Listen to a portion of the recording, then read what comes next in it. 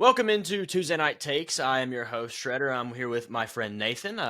Hope you're all doing well, and thank you for watching or listening on YouTube or Spotify, wherever you may be. Nathan, how you doing this afternoon? I'm doing good. Just had obviously the Super Bowl last night. Going to react to that today. Also going to react to the NFL honors from this year. So let's get right into that, starting with the NFL honors.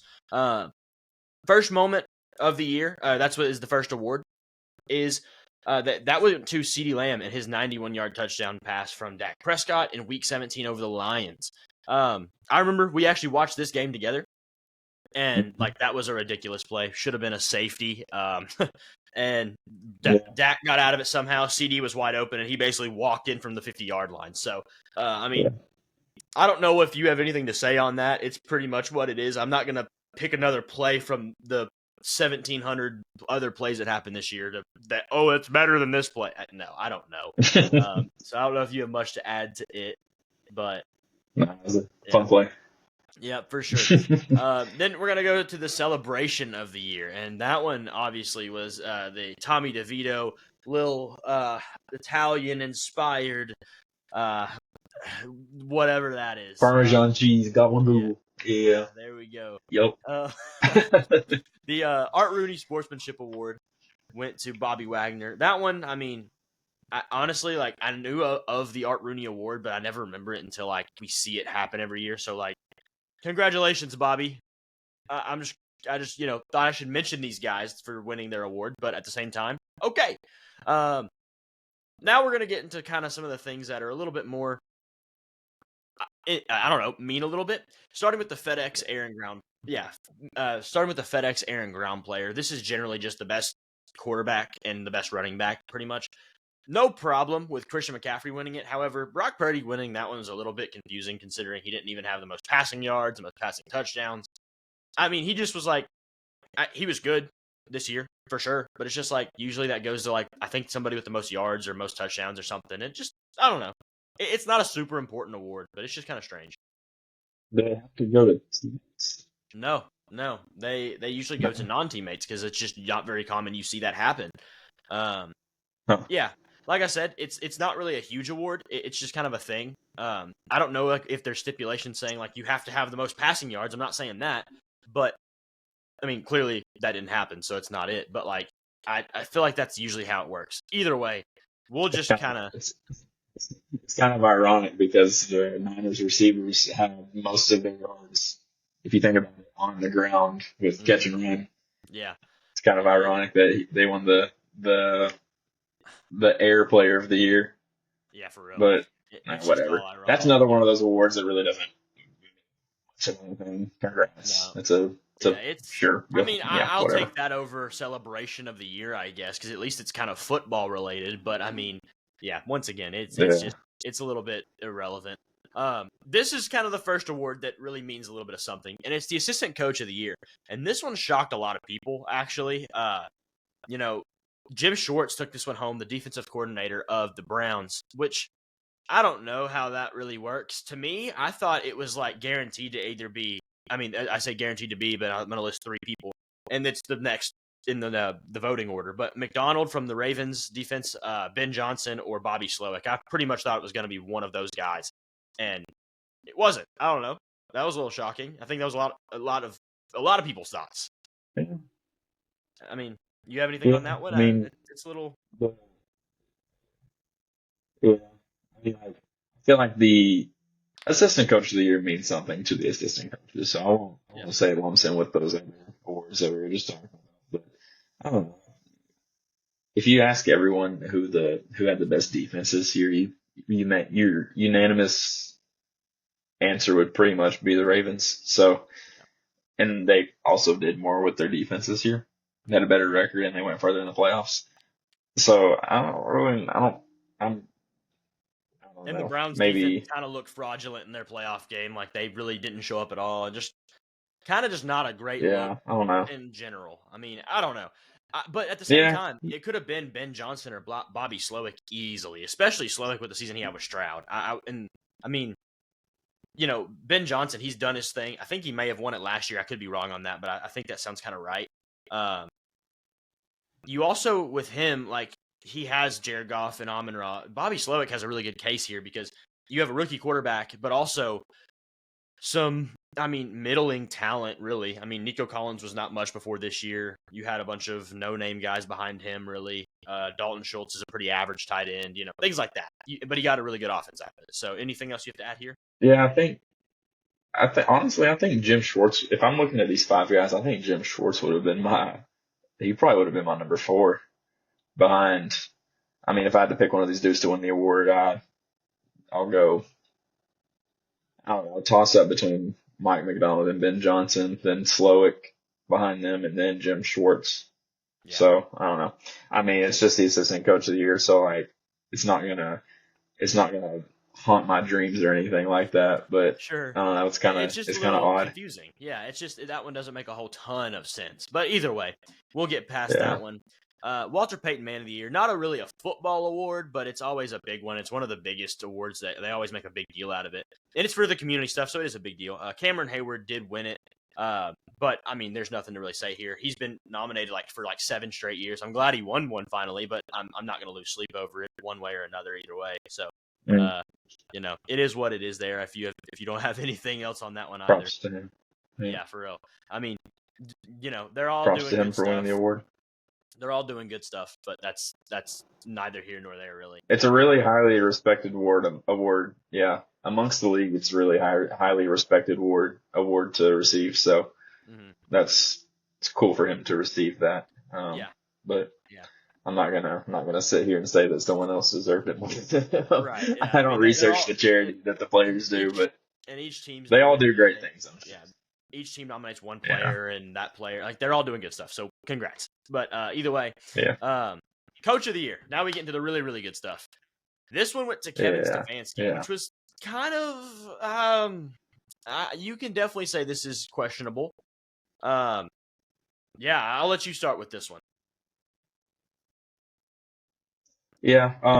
So we'll harp on it a little bit more later, but there's one thing that the NFL honors showed us this year is that they have absolutely no clear-cut agenda to who they vote for. It's not voting fatigue because otherwise they wouldn't have nominated Stefanski.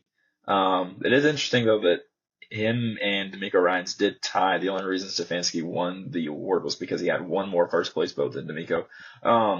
I'm not going to say that he didn't deserve it necessarily. With all the quarterback struggles that they had this year with Deshaun not playing too well, and then DTR didn't look like preseason DTR. He wasn't great, and they had to bring Flacco off the couch, and he came in and played great.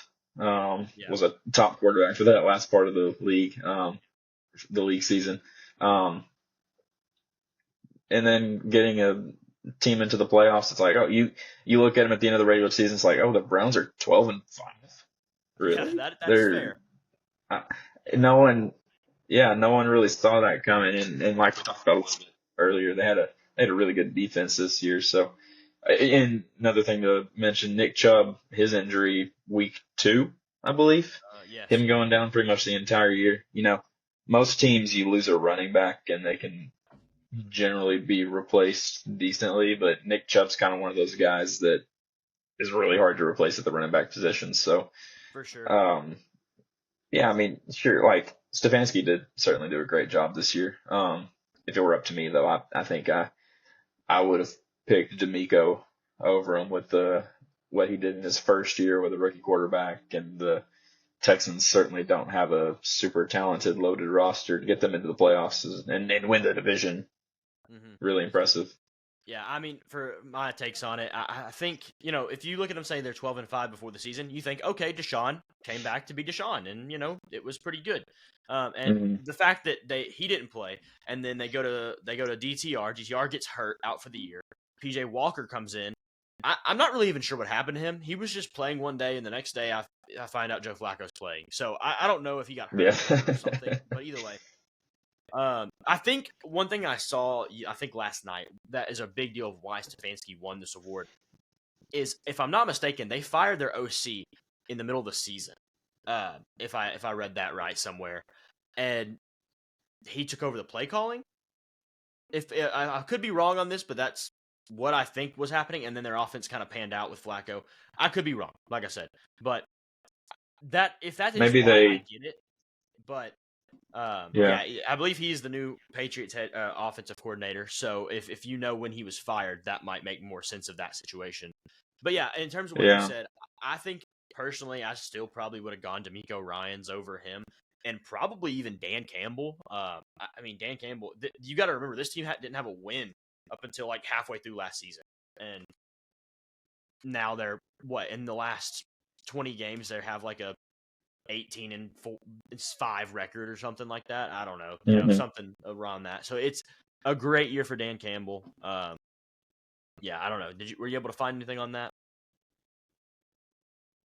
I'm looking. I think Stefanski might have taken play calling duties away from Van Pelt, and he was fired right after. So he was fired right whenever they lost.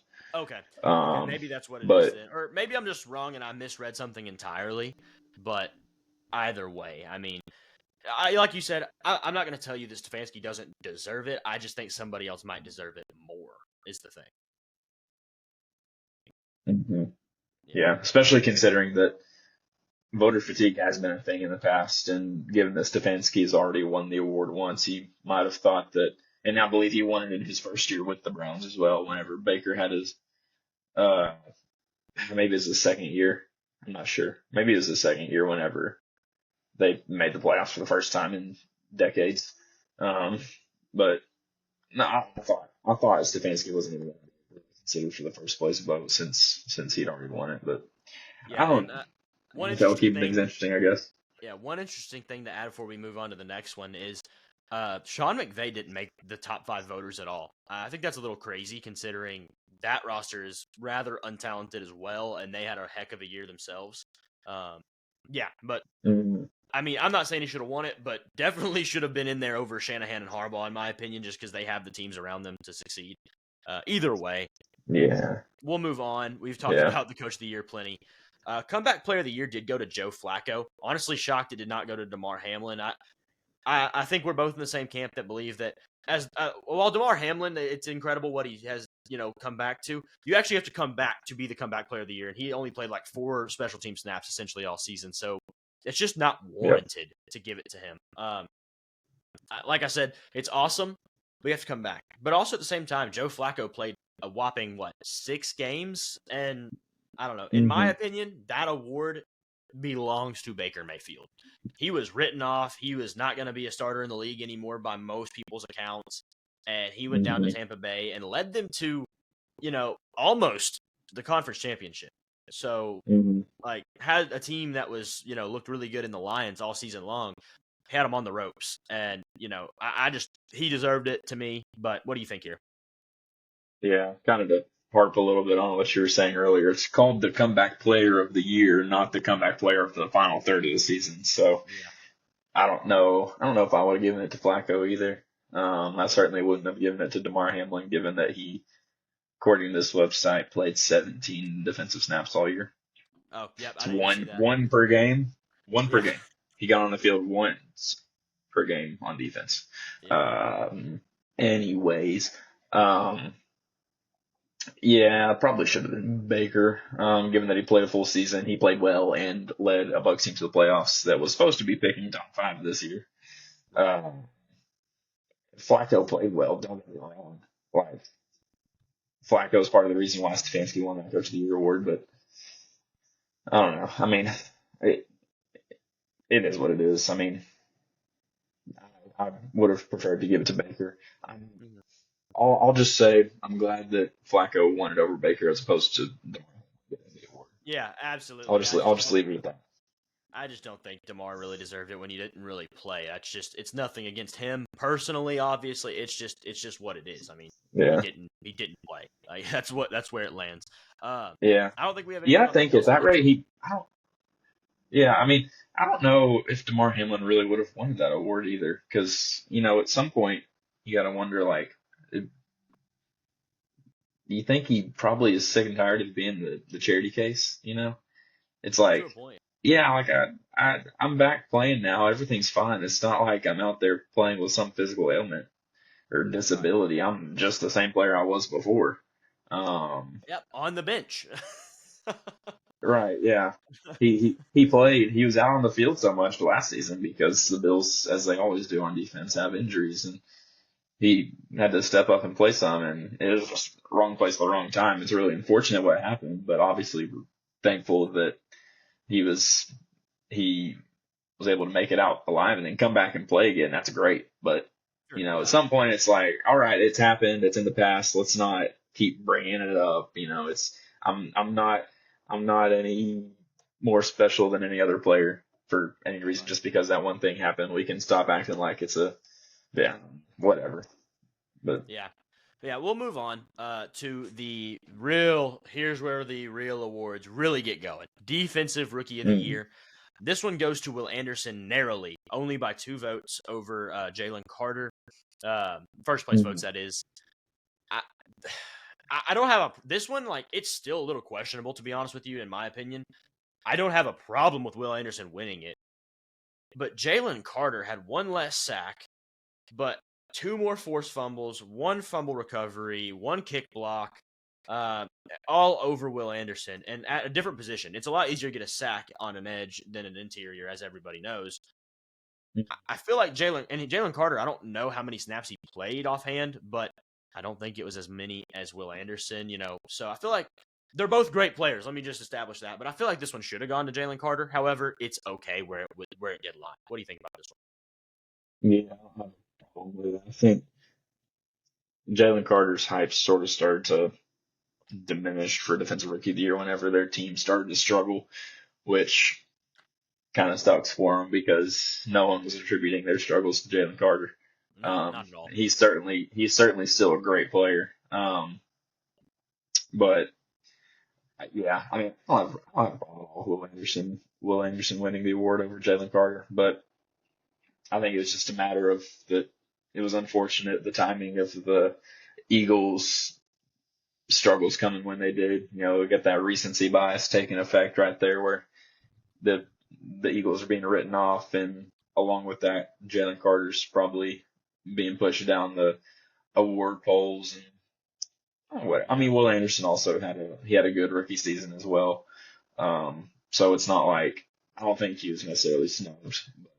It could have gone either way. So I don't have an issue with it personally. Yeah. Um, the next thing I want to talk about, still sticking on this award though, is Devin Witherspoon. There was a lot of talk about, oh, he got so incredibly snubbed, all this, that, and the third. And like, Devin Witherspoon is another absolutely awesome player defensively. But to me, he's not in the top 3. Like, it was definitely, whatever order you want to put it in, Anderson, Carter, and Kobe Turner. That's definitely how it should have gone. Whether you switch around Carter and Anderson or not. But the Witherspoon hype, like, Witherspoon is a great player. He had a great year. I'm excited to see what he turns into. But like, come on, it's really just a lot of Seattle fans and people tired of defensive linemen, I guess. But like this, like it's okay. Like, Devin Witherspoon can be really, really good and not be the defensive rookie of the year. That's just for sure. Yeah, I think people are still riding on that game they had earlier in the season against the Giants maybe, where he had like a couple of sacks, he had a pick six. I mean, just a Yeah, huge game. yeah. Um, But that's one game. and he's still a great player, but I think if I recall, he sort of was he you don't expect a corner to continue that level of play throughout the remainder of the season. Right. Uh, so Yeah. it is what it is. He'll still be a great player, but Yeah. so be it. We'll move to offensive rookie of the year, and well, it's C.J. Stroud, and there's a lot of debate of whether Puka should have won, and honestly, in my opinion, yes, it is a quarterback award generally, and I don't think that's a problem because the quarterback is definitely the hardest position to play. No takeaway from Puka Mhm. here. Puka broke all these records. So would have C.J. Stroud had he played those 2 games he missed with the concussion. Like, like, yeah, I don't have it. I'm not going to spend more than about 10 seconds on this one because it's just, yeah, C.J. Stroud deserved this one. Yeah, I think it would have been fair for them to give them offensive rookie of the years. Let Yeah. them split it because they both had historic rookie seasons. But I have no problem with C.J. Stroud getting the award over Puka solely because he plays the quarterback position. Yeah, and I mean, like you said, the co-defensive thing or the co-award, not defensive. I don't like co-award winners at all. I just don't. I think that's kind of stupid because you're supposed to distinguish it between one and or the other. But at the same time, I do understand. Like this would be a situation where if it happened, I'd be okay with it because it just feels more right this time around. Either way, Yeah. let's go ahead and move on to Defensive Player of the Year. You go ahead.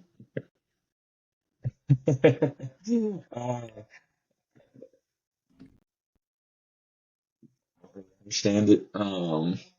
Miles, I don't know what stat Miles Garrett finished first in this season. I don't know where this I really understand.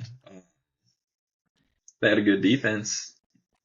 He had a good year, and he's a great player. He's an elite level player. Yeah, But absolutely. but um, you compare his stats with some of these other guys that were up for DPOY like And some guys who TJ aren't even Micah. up for the award. Yeah. Khalil Mack, Trey Hendrickson. Those are guys that some stats would say had a better season than Miles Garrett. I don't know. This, It really questionable. Seemed like they had this award wrapped up and decided before the regular season started. yeah, I don't know. I don't really get it. I yeah. don't This understand. this is an award that Miles Garrett is an absolutely great player, and it's funny because any like Steelers fans are out here all saying Miles Garrett's a great player, but this was just not deserved. And then Browns fans counteract with, "You guys don't understand. TJ sucks. He's not even that good. He just gets easy stuff." Like, no, like we just are giving you credit, but at the same time, let's just backtrack this a little bit. Look at the numbers. They're both great players. When they're both great players, you attribute everything to the numbers because, oh well, he gets held more and double team. No, he doesn't. Like, says who? You can't find that information anywhere. I've tried. I've legitimately tried. No one tracks it because guess what? You can't track it because they're both held. They're both double teamed on every single play. So is Daniil Hunter. So is Nick Bosa. So is Max Crosby. They're all doubled, held every play, every single play. So that's not an argument. I just want to say that first and foremost. But Myles Garrett is a good enough player that you would think, if he never won a Defensive Player of the Year in his whole career when it's said and done, be like, wow, he should have won a Defensive Player of the Year. But he shouldn't have won this one. That's for sure. Because he didn't deserve this one. Just plain and simple. He had 14 sacks. Wonderful. That was like 7th or 8th in the league. He didn't have, there's a graphic I've put on multiple videos of mine. Less tackles for loss, less pressures, less quarterback hits, less forced fumbles, less fumble recoveries, less touchdowns, less interceptions. He's just not as good of a player. TJ Watt's the best defensive player in the league. Period. End of story. Nothing else to say here. We'll move Yeah, on. I think he deserved it, but we don't have to harp on it. You I know you've been suffering for some days and weeks. Yeah. TJ should have his 4th this year, but it's whatever. Moving on.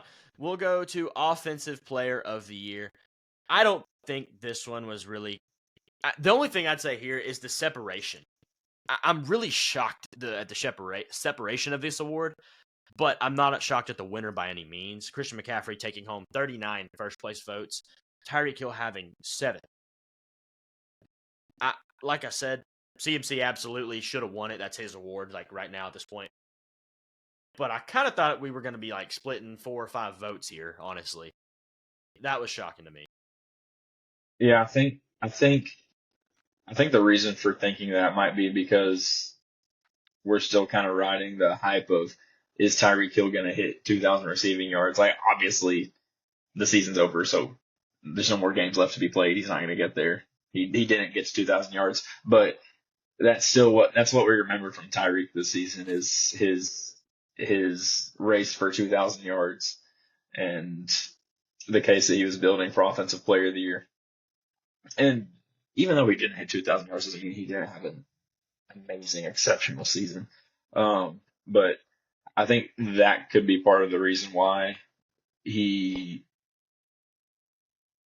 why maybe some people don't understand why he didn't get the awards because they're still thinking about that 2,000 yards like he actually got it. Yeah.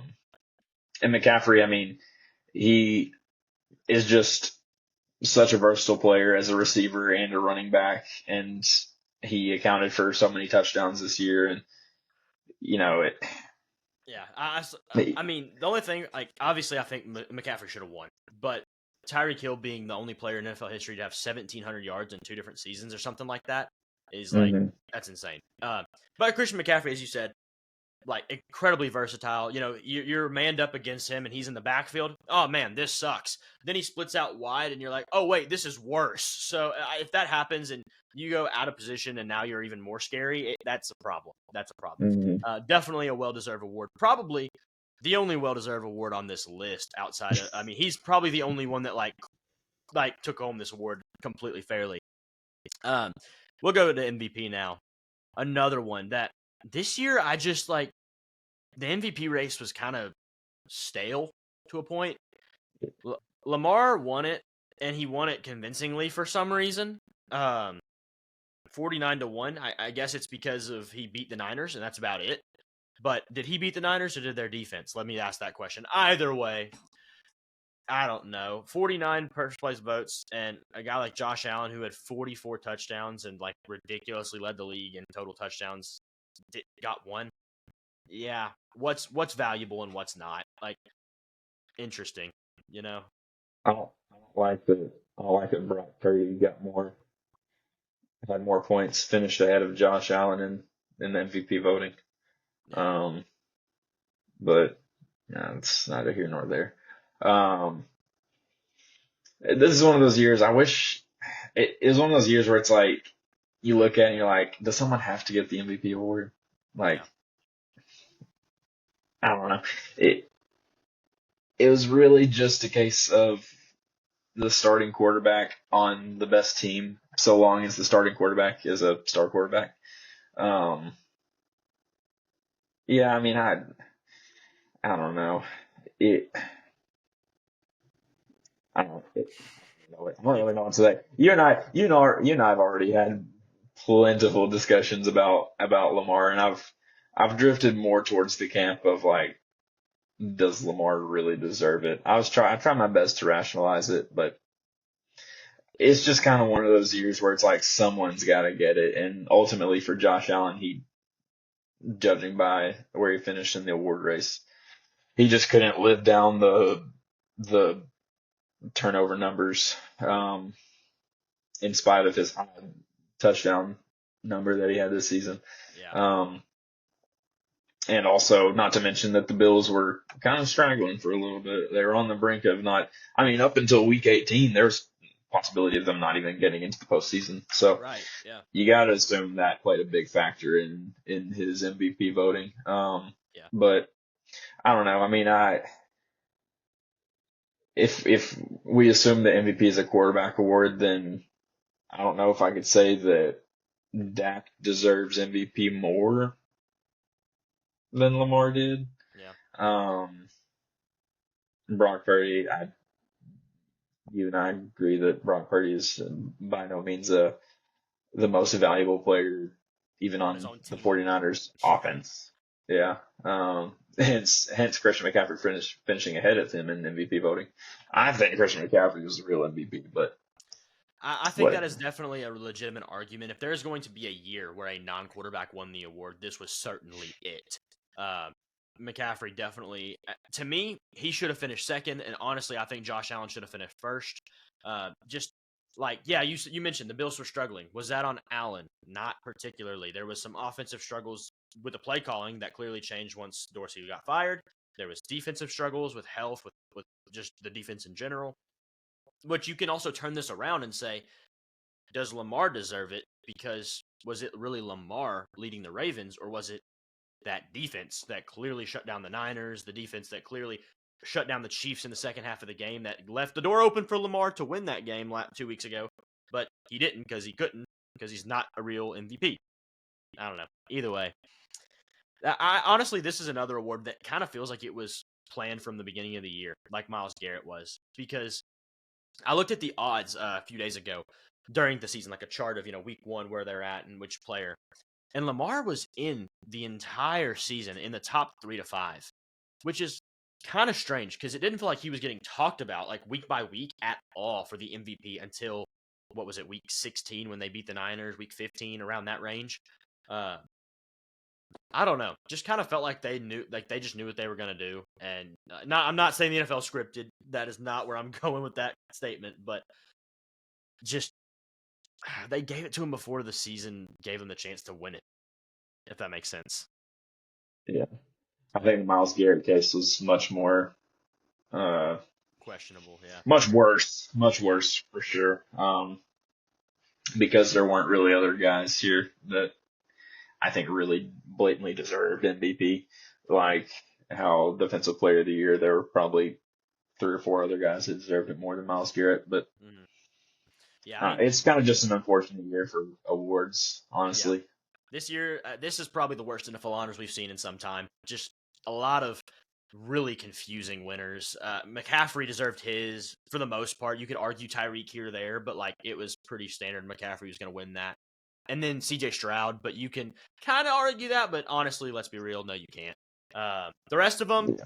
pretty questionable. But I think that really wraps up our NFL honors discussion. We had a Super Mhm. Bowl last night, Ooh, and it Super Bowl. was the first half kind of sucked. Let's be real. It did. It was 10-3 going into halftime. It was just not really super interesting. Like I don't know. It really looked like the Chiefs were gonna just have a complete like non-show for a while there because they go in halftime down 10-3, and then Mahomes. I don't know when it was, but I believe it was at least early in the second half. If it was the second half, throws that pick. It was the first possession of the second half for the It was. Chiefs. Okay, yeah. And so he throws that pick, and it was just an awful throw, just a terrible ball. Um, don't know what he was looking at there. But yeah, it just kind of felt like they were going to do nothing. And they came out and, did their second half stuff, and they won the game in the fourth quarter, like they are generally expected to. In the fifth quarter, actually. Fifth quarter, Got right? Yeah. our second overtime Super Bowl ever. Yeah. Yeah, this one a lot less thrilling than that first one, Yeah. but it was a field goal fest. Harrison Butker debatably could have been your Super Bowl MVP. But there was a point in the game where Patrick Mahomes kind of just took over and willed the Chiefs offense mainly in the end of the fourth quarter and into overtime. And he decided that he wasn't leaving Allegiant Stadium without a ring. Yeah. So that's just what happens whenever you play Patrick Mahomes in the playoffs, unfortunately. But no, yeah, it was definitely a second half game. First half was all Niners, even though the score doesn't quite depict it. Um, but I mean, the Chiefs defense just stiffened up, and you saw the Chiefs offense start to get rolling. Not quite. They scored a touchdown and kicked 3 field goals. Whatever. Yeah. It was. It was honestly, it was kind of reminiscent of the first time they played in the Super Bowl Mhm. 5-ish years ago, 5 or 6 years ago. A little more competitive this time around to like the second Uh-huh. half. The second half last time, the Niners just weren't there. Yeah, you didn't see the Chiefs necessarily pull away with this one like they did in that game, but you kind of saw a mum game all the way up until about the later parts of the second half, and then into overtime, of course. But if you look at the second half of it, then I think we'd agree that it was a pretty good Super Bowl. Yeah. Yeah, I can agree with that. I mean, the last play of the game, the touchdown was a really just strange, very just strange play. I remember we were together watching it at a buddy's house, and we were. I mean, I just kept at. Are they gonna call a timeout? Where's the timeout? It was like they had like 40 something seconds. They were under the play clock though, and it was just they're still going, but they were taking their time. They were taking their sweet time. And I think the play got Mm-hmm. off, and they had like, I mean, it's like, was it not like 3 seconds left when the play was dead? It was nothing. They Hmm. let the whole clock go. They were confident in the call apparently, and Yeah. it was kind of one of those RPOs which they did on a 4th and 1 earlier in the game, where it was like a double run pass option, Yeah. and it was just I don't know that play to me is if you type period question mark, that was what that play was. Like Yeah. It, it's a it pause and then was, it's a huh? it was really weird to watch because we were all kind of sitting there watching and we were like you said, when's the timeout coming? Because you see the clock still going down. And my initial thought was like, they already called a timeout, but the clock's still running for whatever reason, but they'll stop it. And then it just kept going. And then you see the players on the field lining up, and it gets down to about 5 seconds, and it's like, what is going on? And it almost felt like the players on the Niners defense weren't ready for a play to be run. I don't know. I could be wrong. Maybe I'm just reflecting how I was feeling onto what I was seeing, but it just kind of seemed like the Niners were just completely shocked that the Chiefs were not going to call a timeout and they were just going to run a play right there. It was just it was an odd little unfolding of events that happened there, but it worked out for the Chiefs. They drew it up that way clearly and it worked. So Yeah, kind of clever, I guess. yeah. I think it was meant to just kind of kill the whole it was meant to kill every vibe that there was. Like it was just we're gonna take the air out of the stadium, and you're not gonna know how it happened. One interesting Yep, thing I that's saw exactly what happened. down the box score is Patrick Mahomes led the Chiefs in rushing, had half the amount of attempts that Pacheco did, but had 7 more yards. Just getting it done. He had 399 total yards. Uh, Hmm. which it was funny because I remember as we were going to overtime or the fourth quarter was winding down, I mentioned to you how Mahomes' stats in Super Bowls were really not impressive. Like he did one or two things Hmm. right each game. Like last year, I don't know how many passing yards he had. I think you kind of remember, didn't you? Versus the It was Eagles. about 180 or so. Nothing Right. crazy at Nothing all. impressive at all, but it was just like the one run in that Super Bowl last year.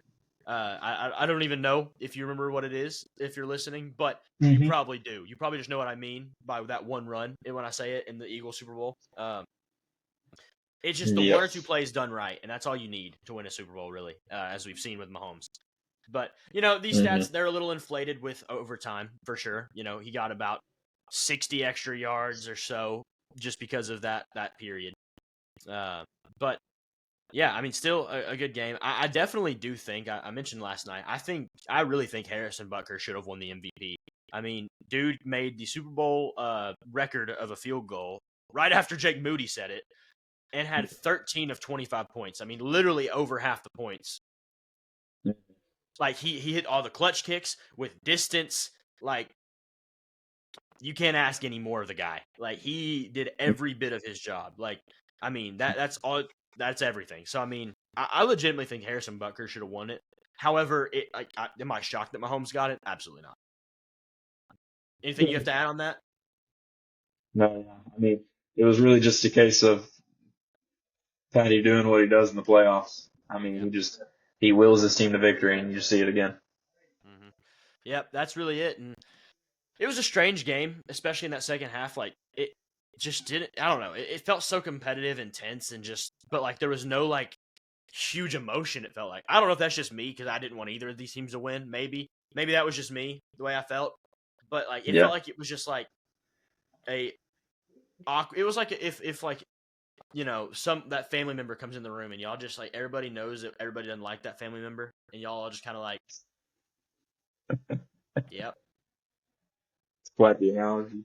like that's kind of how it felt the whole time. Like it's like nobody really wants to do anything with that family member on either side, but y'all just kind of have to acknowledge it, and that's what it was. um I feel like I just Yeah. pulled that up out of nowhere, but that really works, so I like it. You did. You um did. Um, Either way, yeah, that's the Super Bowl, and now we're looking ahead to next season. That draft season starts right now. Um, Hmm. it's one of it's every other team's favorite time of the year because they're not celebrating Super Bowl, so you're Yep. figuring out how you can get better and what things you bring in back and the interest of it all. So anything you have to close this episode out on the 2023 season? Um, as a Patriots fan, I'm glad it's over. In regard to the Super Bowl, I will add the final score ended up being right in the middle of you and I's final score projections that we had last episode. I believe you were 27-23 and I was 24-20, or might have been vice versa. Those numbers are correct. I don't remember whose was which, but uh, we both picked the Chiefs, and that 25 fell right between 27-24, and Niners 22 fell right in between our 23 and 20. So it worked. I mean, we kind of take predicted that it for what you one way or will. another. So next year, Yeah. whatever we say, just take the number most nearest in the middle, and it'll be the score. Mm-hmm. Yeah. Question: are you gonna pay attention at all to the UFL? If I'm being honest, would I like to? A little bit. If I'm being honest, probably not. Yeah. I'll pay much more attention to the NFL off season than I will the UFL in season. Yeah. I'll check on it here and there though to see some of the names of guys from college that end up in the UFL, or guys who were briefly in the NFL who had some name value who couldn't quite make it. So it'll be neat to see some of those guys playing. Yeah, I mean, you've got Brandon Aubrey. He's been a great story this year that came from the USFL formerly, that is now part of the UFL. It's something I'm going to watch. You know, the one thing I remember I've said multiple times is the worst part about the Super Bowl is now we don't have football for 7 months. That sucks. But yeah, we kind of do with UFL, but it just doesn't hit the same. It really doesn't. I hope it starts to hit the same. I hope it grows enough, because that'd be awesome. I mean, and really it should turn to a feeder league. I hope it does. But yeah, NFL farm systems would be awesome. Oh, That'd be absolutely. amazing. It'd be sick. So I'm ready to see that. But either way, that was just a random question I had. I think that's all I have for this episode. We really appreciate you guys listening, YouTube or Spotify, wherever you are. Please make sure to like this video and subscribe as well. You can also leave us a review on Spotify. And we'll make sure to get back to this every single week, or at least most of that for the off season, updating you on anything going on. And we'll see y'all in the next one.